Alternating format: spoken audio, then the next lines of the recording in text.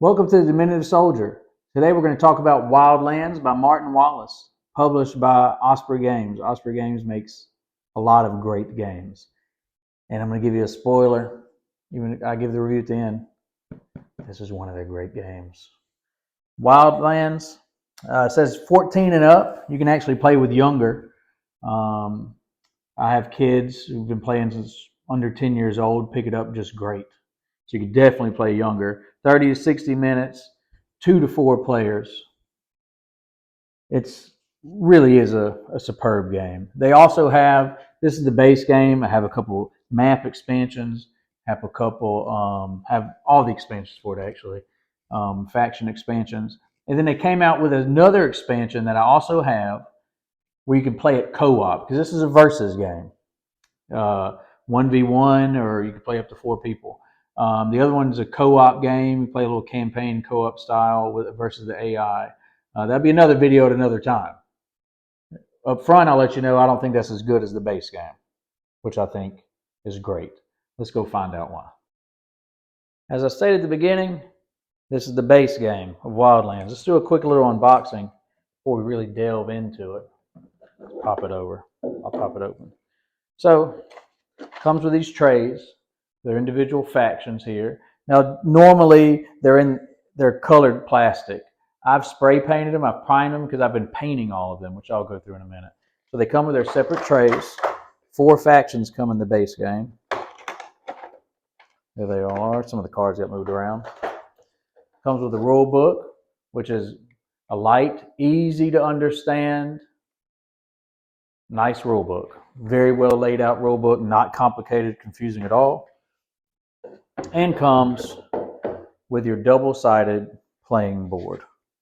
I love the boards. Great artwork on the boards. Here's one side. You can check it out. Here's the other side, which is kind of like a dungeon side to it. There. That's the base game.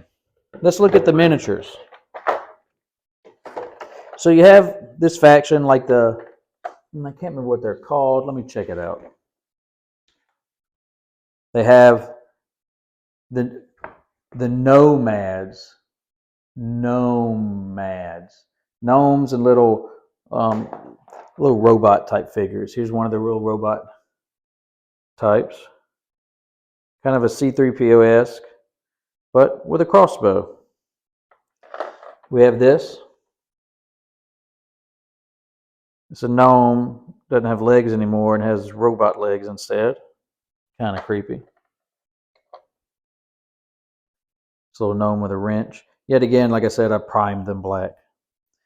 And you can see, here's some I've painted up, and I've painted it like their pictures depict them.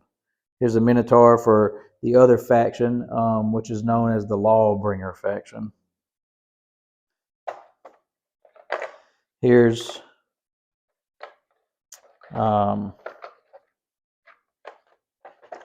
this individual. Here's his painting him like his artwork depicts him.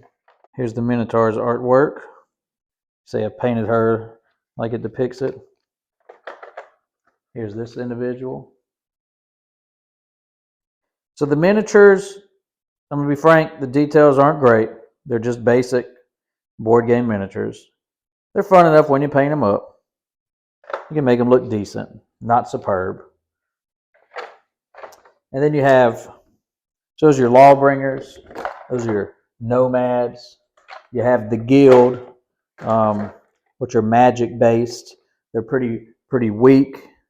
Up at melee, this is an owl wizard. You got a witch and your normal wizard. Crone, I guess you say. This is the witch. And then you have this big old guy. His name's Lunk. And he carries a lot of their spells. And he's the one who could take a beating. And if he gets up close and personal, you're going to take a beating. And then you have the pit fighters.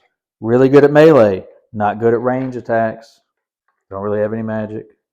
You got your pit fighters is different,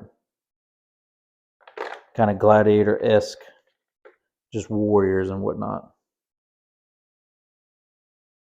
Those are all what comes with the base game. There's a lot to it. However, let me move these out the way. You got your map expansions, which are great. The Warlock's Tower and the Crystal Canyons. Let's pop these open. Just come in this little slide here. It's one double-sided map. And beautiful maps on each side, to be honest. This is the Warlock's Tower map. And it has this tower you can climb up to. And these maps, they have their own. It comes with one double-sided rules. Because each side has their own special rules. This one has portals. You can use portals to jump through. If you're on the Wizard's Tower, you could have range to anywhere on the map, whether you see them or not, and shoot down at them. You got this side, the Crystal Caves. And then you have the other map pack number 2. Let's check it out. And it also comes with one double-sided rulebook. And it has 2 small double-sided maps. One you can combine and make a mansion. And what it does is these stairs, the stairs will connect to each other. Go through the stairs you enter here. Go upstairs and downstairs. Or you can flip them, and they're 2 individual 2-player maps. Smaller maps just for 2 players. You can play 2-player on the other maps. It's just they're larger, so obviously you may not get in combat with each other enough. This one's different, and this one's fun. It comes with its own rules. Trying to get these things here. This thing can attack you. The other one is a fun maze, labyrinth-esque, that has these thorns. If you move through them, you can take damage, but you can't see through them. So it's a really fun 2-player map. So those are the map expansions. And then you have expansions such as this, the Adventuring Party. I have not primed these miniatures yet, so you can see how the miniatures normally come. They will normally come in gray plastic that has already been washed, which is nice. So you do not have to paint them. This is the Adventuring Party. Comes with a small rule book.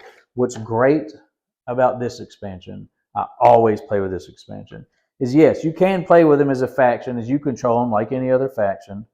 Or, see, faction, the Adventure Party. Or use them as AI, as looters. They're on the board.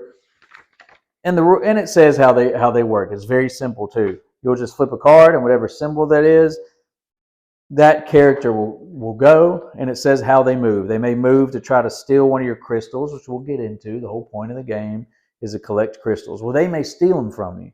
Then you have to kill them to get them back. Or they may come and attack you, etc. So they're fun to play with in your normal game. And then the last expansion that goes with the base game is the Unquiet Dead. Here they are, which there's some undead, some kind of zombie-esque people.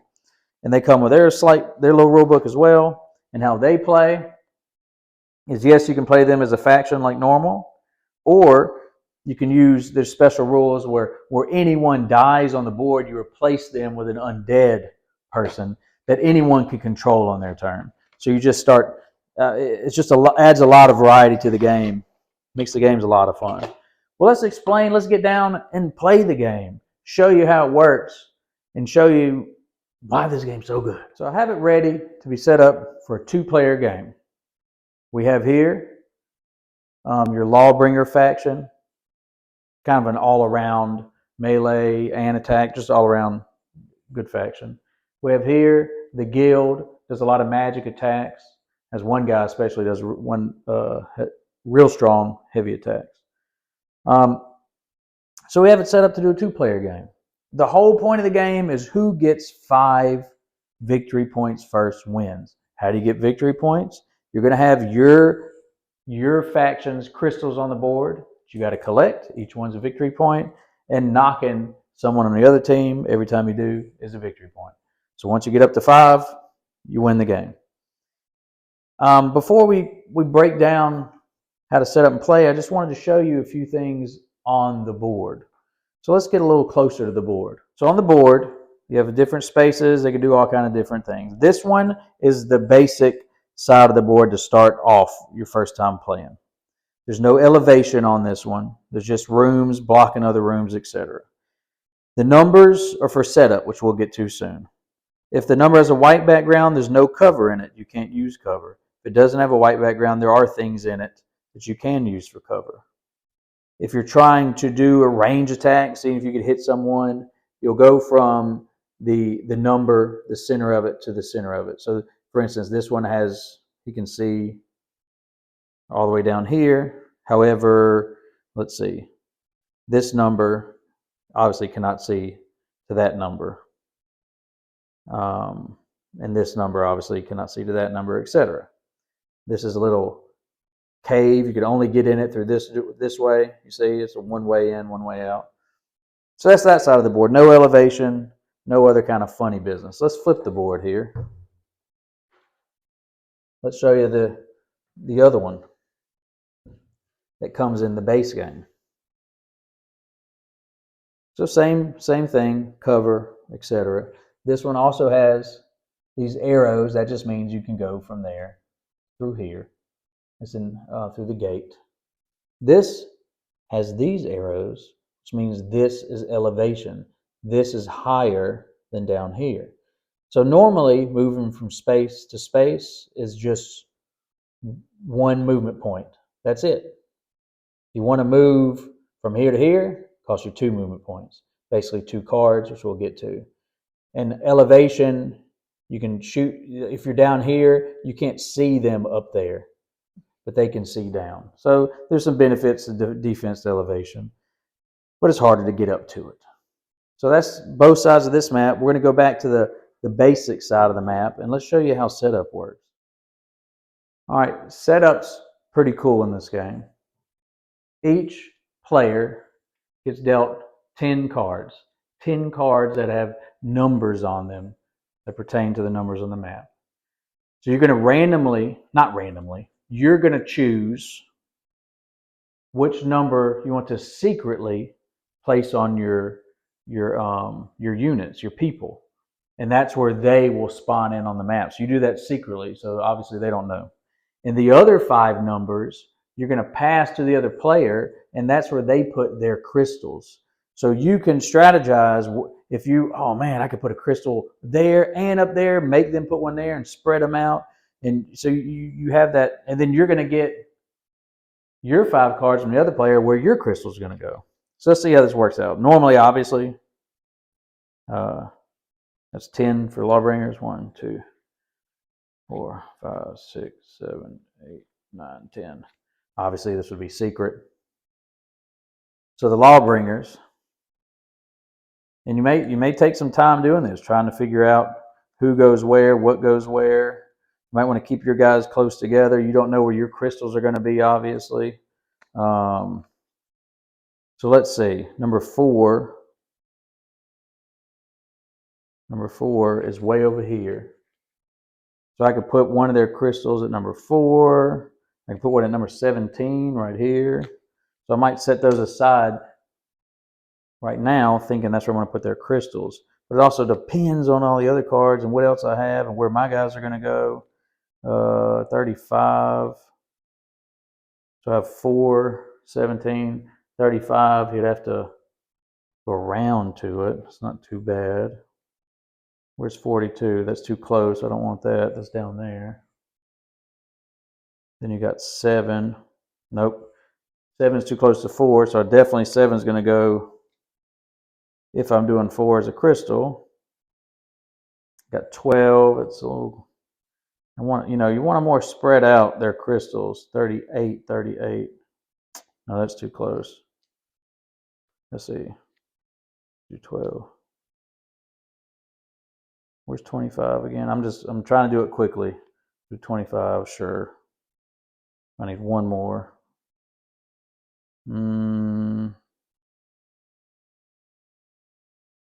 Sure.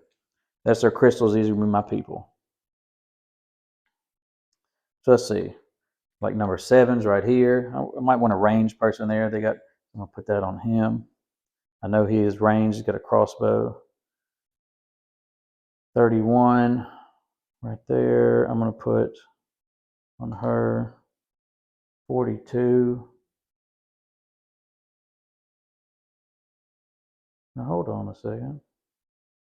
No, I want to put 42 as one of the ones they got to do this all the way in the corner. 12 and 38. And then this one would also be picking theirs. Secretly, obviously. There's 10. Well, they don't want a crystal for them way out in the open, but let me stick their big boy there.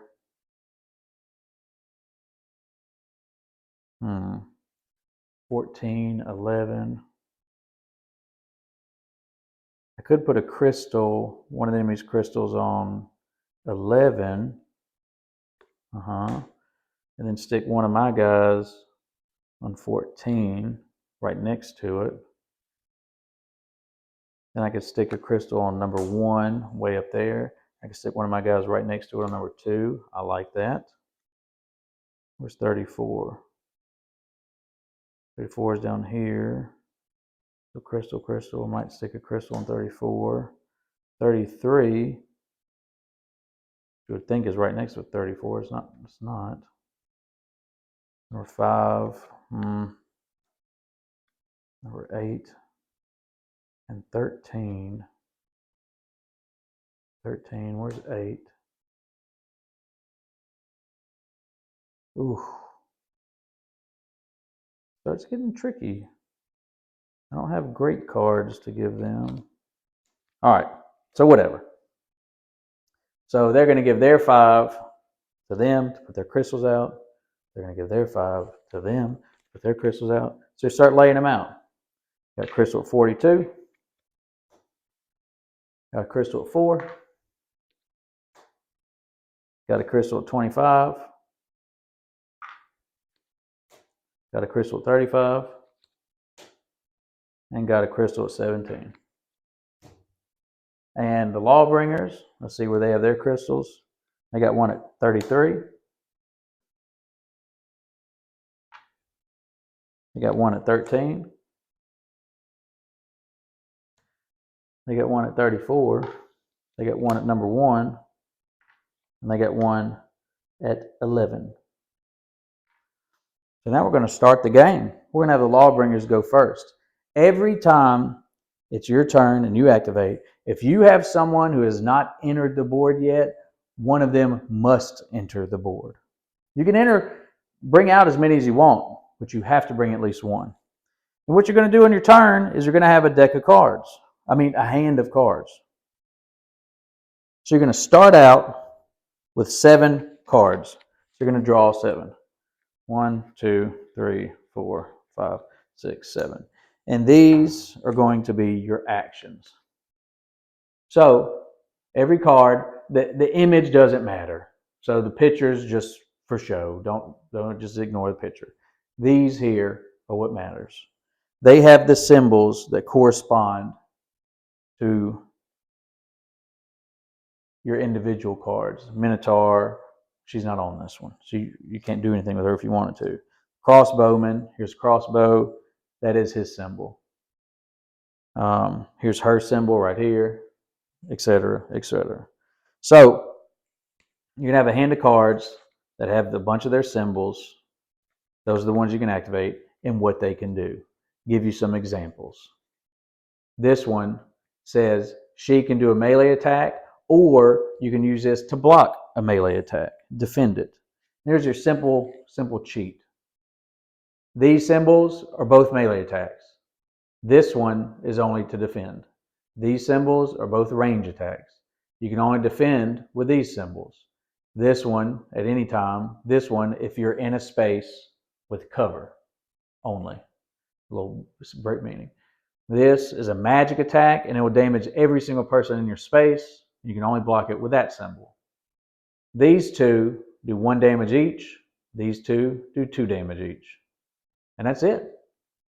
Pretty basic. So you got your cards that say what you can do. Your melee attack, your magic attack. Block. This, you can move someone who's with you. You can move them at the same time. This is your wild card. You can play it to draw 2 more cards. You can play it to move. You can play it to interrupt the other player. Say they're doing something, you can say, I interrupt, and then you can start playing cards. And when you're done, it goes back to their turn until they're done. Range attack, magic attack, double strike. You can even look at your faction, a little cheat card here. Here's for the Lawbringers. And it says in the entire deck how many of each card there is. See, they have some melee, they have some range, they have a lot of defense. So it breaks down what's in each one of them. How you pick up a crystal is, let's say I had this lady, Moria. Let's say I had her on top of a crystal. I have to then discard 3 cards with her symbol on it. Doesn't matter. It's just her symbol. It doesn't have to have one of these. I could discard, let's see, 1, boom, boom. There we go. 1, 2, 3. Discard 3 of those, pick up a crystal. That's 1 victory point. Alternatively, if one of your people is dead, if they're completely out of the game, well, obviously their symbols don't matter on the cards anymore. They're knocked out of the game. You can't attack with them. You can't do anything. But if they're knocked out of the game, let's say this guy with that symbol is knocked out of the game. I can still, with somebody else, I can play his 3 cards to pick up a crystal. That's what I can do if they're knocked out of the game. So first things first, we're going to bring someone out on the board. So let's see my crossbow guy. I gave him number 7. So he's going to pop up right there. So I could try to start moving him if I want. I'm going to play this card with this symbol to move him 1. Discard it.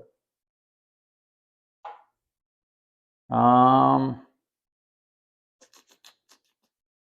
don't really want to play his other cards with attacks. I want to keep those. But I will play this one. Ooh. Actually, I was going to play it to move. I'm going to play it to draw 2 more cards. That's just too good. I want to draw 2 more cards. 1, 2. This is exactly. Oh no, it's not. I thought I was then going to have be able to move him and have a symbol. Rats. 3 symbols to pick up that crystal. I do not, unfortunately. Let's move out. This guy goes to 38. You only have to bring out 1 on your turn. But I'm getting a little crazy. So he's down here. I got 4 with a sword on it. I can go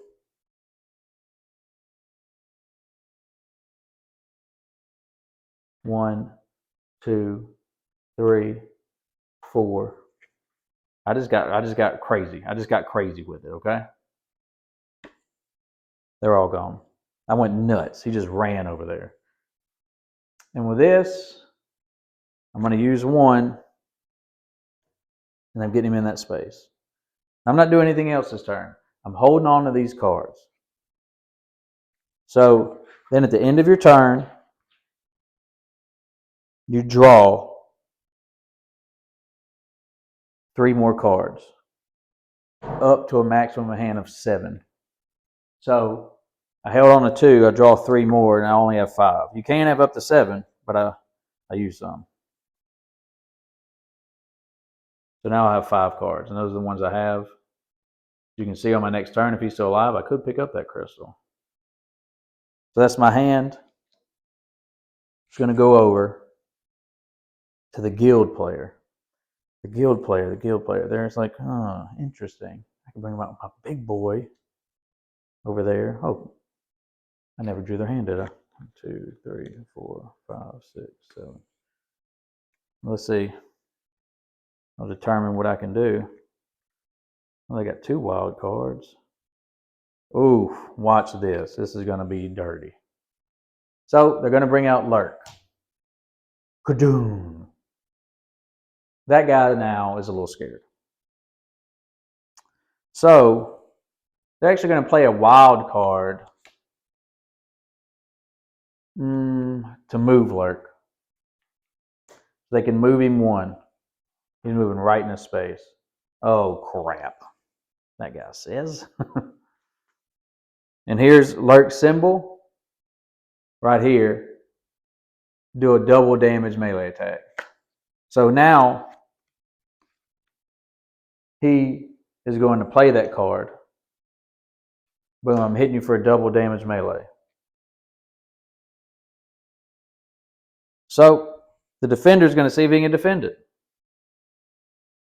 He can do nothing. You'll see here, this card has this at the bottom, meaning anyone can use it. Doesn't matter what, doesn't have a symbol. Anyone can use it. But that, yet again, is only to defend against range if you're in a cover space. The only way I can block this was with that symbol. I have no card that has it for anybody. I have no card that has it from him. So he takes straight up 2 damage that he placed on his card. He only has 4 health. He's almost gone. So guess what? Lurk is going to do it again. Oof. Yikes. That's a rough start. He can't do anything about it. He's knocked out. Flip his card over. His miniature goes over here as a victory point. So now the guild has 1 victory point. And he can keep playing cards if he wants. Let's see where the owl went. Number 14. Number 14 is over here. Nah. Edith went at number 8, which is over here. Nah. Garen went at number 5. I'm seeing if I want to bring any of them out. It's risky to bring them out too, because then you're getting them out where they can be attacked. Over here. And Gretchen, number 2, which is over there. They're really going to try to lock down that. I'm going to bring out Gretchen. Gretchen's symbol is this cane here, or staff. So she can do a magic attack, a melee attack. You know what? I'm going to go ahead and play this and draw 2 more cards. 1, 2. Man, I got another wild. Dang.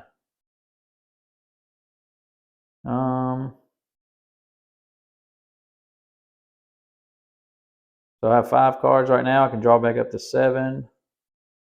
I could start moving Gretchen. In fact, I will. I'm going to play 1 card to start moving her to that yellow.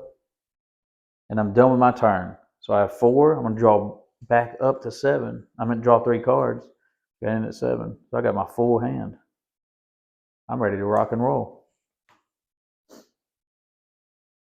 Go back to the Lawbringers. During his turn, he has to bring someone on the board. But straight up, right off the bat, he's playing all 3 of these symbols, which is his symbols, and picking up that crystal. So now both players have a victory point. It's 1-1. All I got is 2 cards now. And I have to bring someone on the board. Minotaur will start at 12. Just right there. She starts at 19, which is right here. Does me no good. She starts at 31, which is right here. So her symbol is this cloak. Could put her, I'm going to. She's coming on the board at 31. All I can do with her is move, actually. It's the only symbol I have. I'm going to move her twice, which, 1, 2. Puts me at a disadvantage because that's my entire hand. And guess what? I only draw back up to 3. I only draw 3 cards. Aha. But I got this. I can use next turn. Back to this side. The guild I'm playing this to immediately draw 2 cards.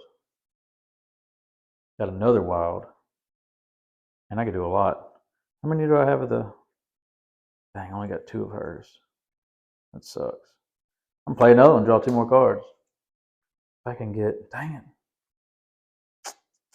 Crap. I mean, I got a his. Well, watch this. I can play... Okay, let's do it like this. I'm play 1 of his card. Move him 1. How many more I got of his? 1, 2, 3. Dang.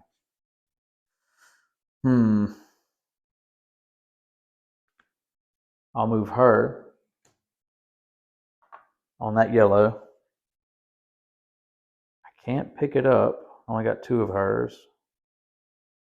Where's the witch come out? I have to bring someone out this turn. I'll bring the witch out. She comes out at number 8, which is right here. More defensive than anything.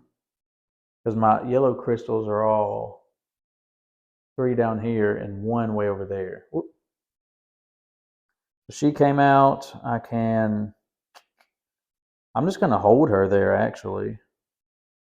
Where's the owl? He's at 14, which is way down here. It doesn't help, and I know I have 1 up there. So yeah, laid them out poorly.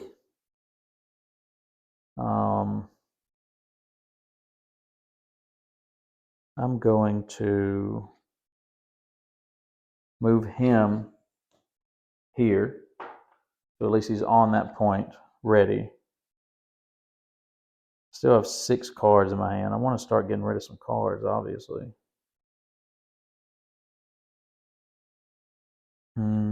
Where's Garen? Number 5. Screw it. Bringing him out. And I'll hold on to Hugo.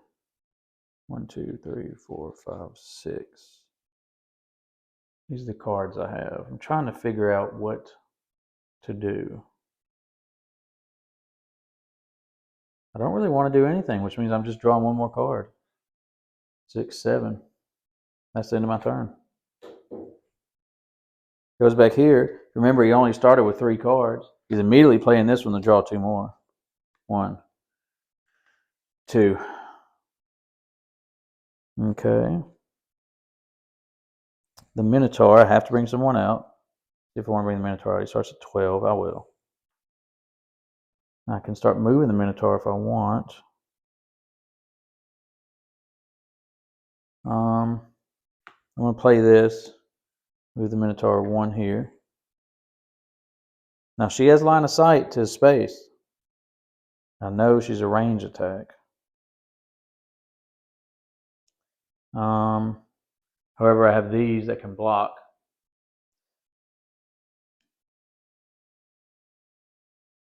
Here's what I'm going to do.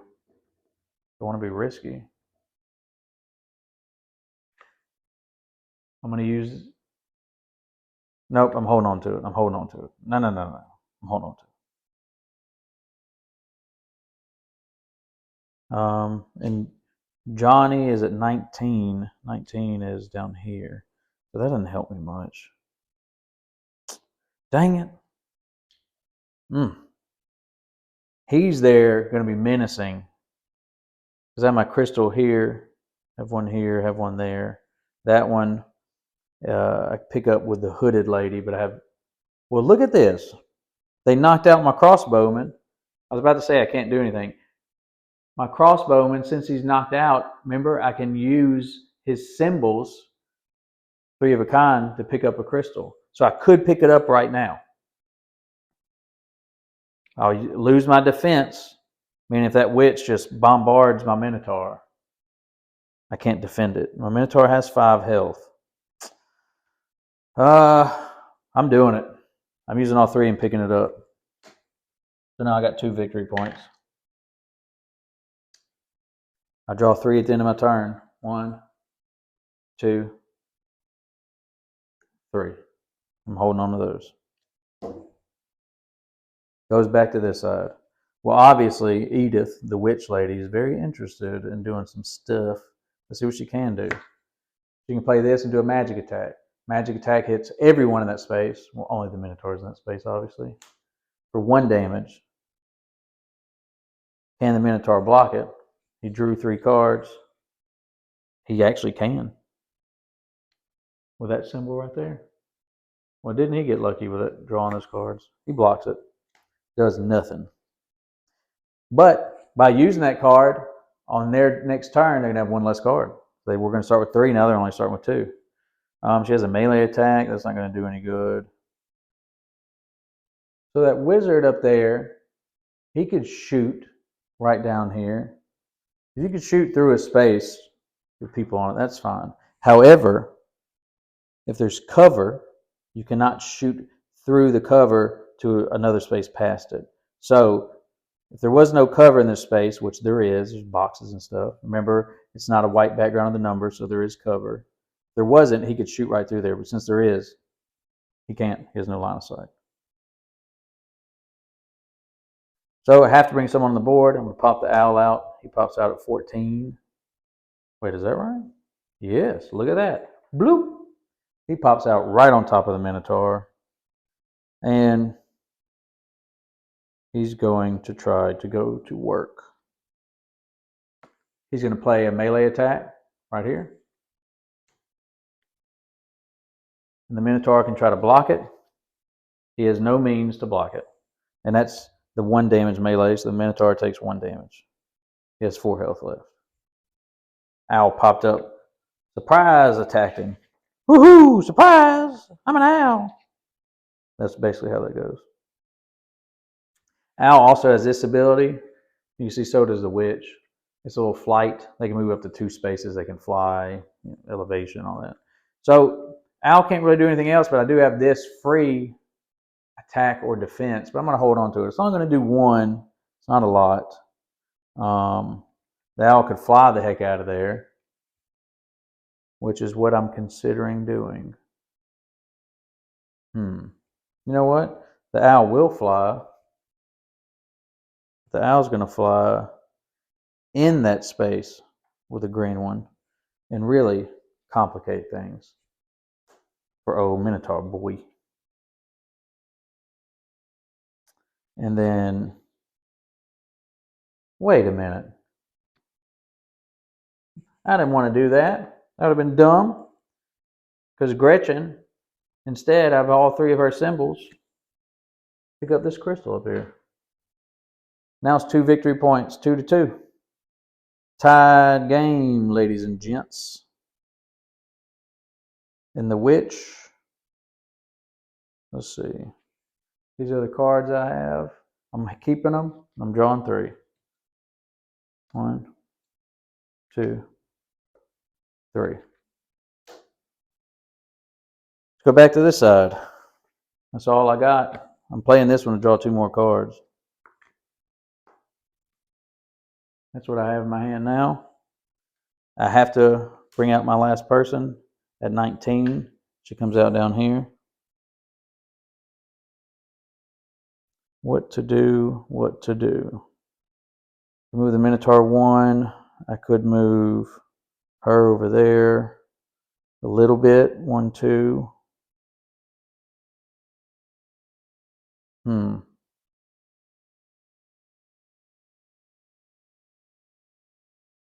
And that's her symbol as the star down here.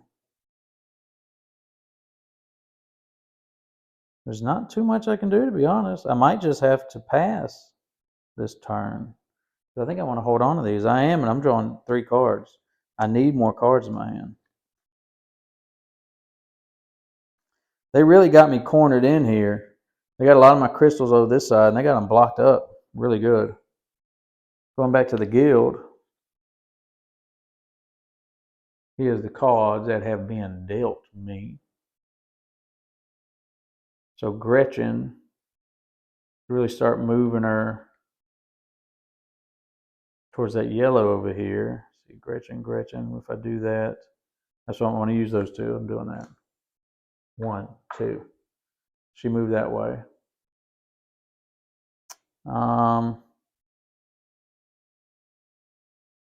He's on that one, and the other 2 are down here. I don't really have a chance of getting those.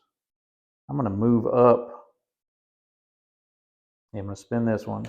I'm moving him up in this room. Now I can shoot at that Minotaur. I will hit everyone in that space, though, meaning I'll hit the owl because it's a magic attack. You will also hit friendly. So I don't want to do that, actually. And the witch, Edith, who's up there, only has a defense and a fly. There's not much I can do. I'm drawing 3 cards. 1, 2, 3. Dang. I was really hoping to get another one of Lurk. I could pick up that crystal. We go to this side.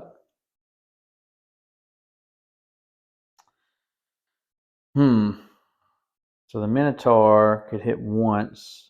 Just a basic hit. What's the owl's health? It's only 2. Minotaur's doing that. The Minotaur's playing this card, hitting the owl. See what the owl can do. Remember, with this attack, he can block only with that sword and shield symbol. Well, the owl doesn't have one, but luckily he has this down here where anyone can use it. So he's using that card, block, nothing happens. Lawbringer says, you know what, dang it, I'm doing it again. He's hitting him, and we already know the owl can do nothing about it. So the owl takes that 1 damage. Owl is 1 away from dying. Boom. Is there anything, can we get her around to do something?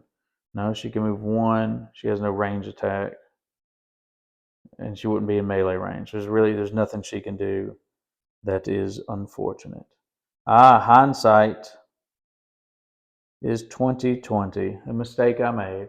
I could have used one of those cards that had the Minotaur's face on it, moved him up 1, played these 3 of the crossbowman who's been knocked out, pick up that shard. Missed opportunity there. Kind of screwed the pooch on that one, didn't I? Dang. I'm going to play this card. Which way should I start going? I think I should start going to this shard. So I'm moving her 1 this way. I'm drawing 3. 1, 2. Ooh, 2 wild. That's nice. That's very nice. This one has 1 less card because I used 1 for defense, if you recall. Let's see what I'm going to do here. Owl can't attack. The wizard could shoot in there, but he'll hit all his buddies. And he can't pick anything up. The owl can move and fly 2. And that's exactly what the owl's going to do. He's going to play this one. He's going, whoo-hoo, flying 2. Start trying to block that one right there. Opens it up for the wizard to unleash a magic spell. Shooting into here at the Minotaur. Only thing that can block magic is the shield symbol, if you recall. So we go over. Does the Minotaur have a shield? Nope. No shield. Minotaur takes the damage, 1 damage. So Minotaur has 3 life left. Remember, I could interrupt. And then start activating units. Like I could interrupt now. And then move the Minotaur and all that if I think he's going to die. And then it goes back to the player. But I'm not doing that. Goes back here. I really want to keep these 2. I don't want to get rid because I want those 2. I don't want to get rid of them. So I'm drawing 3 cards. That's the end of my turn. 1. Dang it. 2. That's what I'm talking about. 3. Goes back to the Lawbringers. Bringing the law, bringing the law. I'm going to, would it be better to draw 2 cards? Yeah, I'm going to draw 2 cards. See what I get here. Not what I was exactly looking for, but that will do. So I'm going to spin this one to move the Minotaur up 1. Bloop. I'm going to spin these 3 to use the crossbowman symbols to pick up that crystal. I now have 3. Need 2 more to win.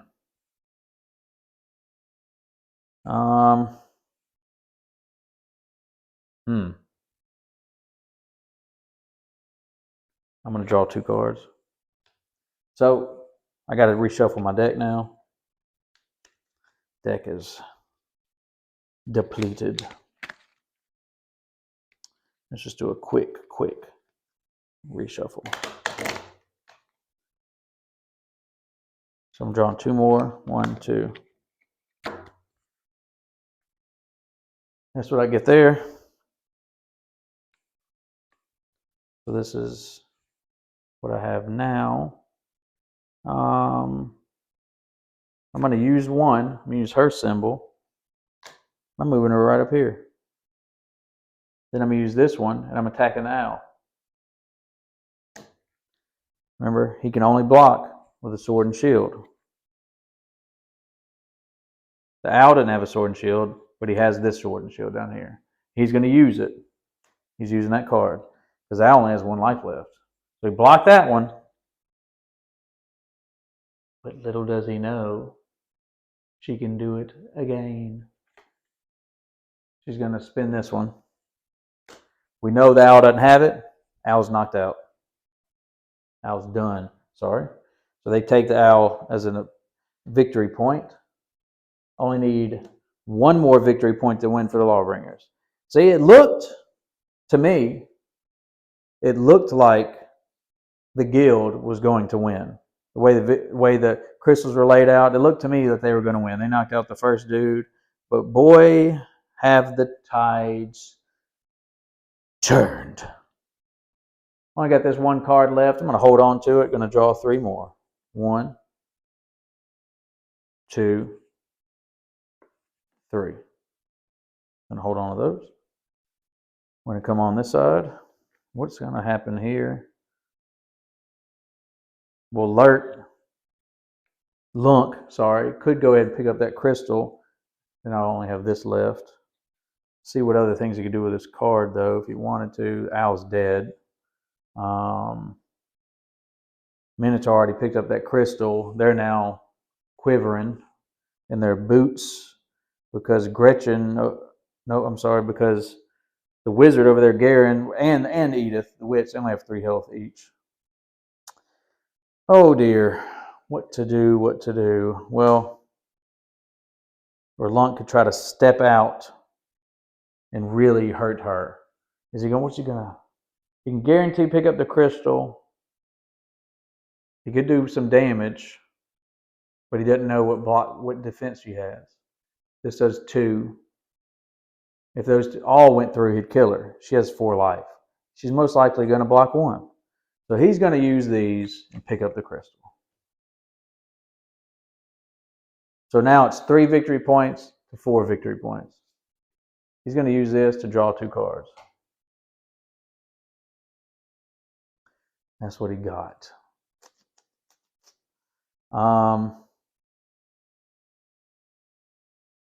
She is going to shoot a magic attack at the Minotaur. Magic attacks can only be blocked by the shield symbol. Let's see what they have, Minotaur, what they have over here. They have nothing to do it. So Minotaur takes the damage. Minotaur has 2 life left. He is a hurting. They can't do anything else. She could use that to back up. Al's dead. Gretchen's way over there. I could use it to move Gretchen forward 1 onto the crystal. I'm going to do that. So she moves forward 1. I draw 3 more cards. I got these 2. And actually have to reshuffle and draw 1 more card. The game's pretty fast paced, as you can see. And obviously, if you had more than 2 players on the board, it gets tight. I mean, it gets it gets dangerous out there when you got 3 factions running around or 4 factions running around. I mean, it gets pretty dangerous out there. This is the third one I drew.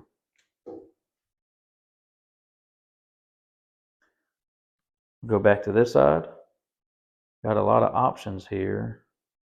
Maybe not. I'm going to play this to draw 2. See, obviously, I like to play it to draw 2. You can play it to move, draw. Ooh, but here we go. Playing it for a movement. Move her up 1. 3 of her symbol. Play those. Pick it up. 1, 2, 3, 4, 5. Boom. Lawbringers win the game. Boom. And that's the basis of the game. That is Wildlands. Now, there's a lot of variety. You got your different factions that do different things. You have, which I talked about earlier, bring these in. Have the adventuring party, AI, NPCs running around stealing your gems. Then you got to kill them to get your gems. And if you kill them, they don't give you victory points because they're not a player faction. You got your undead. When you kill people, they could show up as zombies. You got all your different maps with their different special rules. The Wizard's Tower is a great one where everyone's trying to climb up to the Wizard's Tower to get the power to shoot down at everybody. And you got portals. I mean, the game is so good. It's so fun. Let's go down. Let's give you my final review. I bet you probably can tell it's going to be good. As you can tell, I love this game. I adore this game. This game is great with children. This game is great with kids 10 years old, 9 years old. This game is great with 40-year-olds. Anytime I show anyone this game, they love it. For an example, my sister over the holidays, not a board gamer at all, she was like, she knows I'm in the board game. She said, bring a couple board games around. Let's play some. This is one I brought. We played it. She didn't want to play any others. We played it again. We played it again. She went on Amazon, ordered all of it. I mean, it's just such a fun game, easy to teach game, easy to pick up game, just such fun tactical. The miniatures are fun. The gameplay, where to place the crystals, where you're going to make the other person place their crystals. It's a blast. The game's all around just a great game. The maps are beautiful and well done. My only complaint is I wish there's more of it. It's been a while they came out with any expansions. I mentioned they came out with a co-op expansion. That was the last one. It's kind of really a separate game. This, to me, is more fun. I enjoy this one a lot more than that one. I'll do a review of that one sometime. And they haven't come out with anything in this for a while. Would love more maps for this game. The maps are fantastic, and they change it up so much. They had so much variety. I'd love for them to come out with more maps. Of course, it'd be great to come out with more factions. But this game, it's a 9. I mean, it's a 9+. This game, superb. Run out and get it. Of course, I think 2 players is perfect. 2-player this game is perfect. 3-player this game is perfect. 4-player this game is wild. So much fun. It's perfect. At every level, this game is great. So get it. Get the game. And go on Board Game Geek and say, please come out with more for this game. Keep supporting this game, Osprey Games. What y'all doing out here? We're trying to give you more money. Take our money. Diminutive Soldier. Out.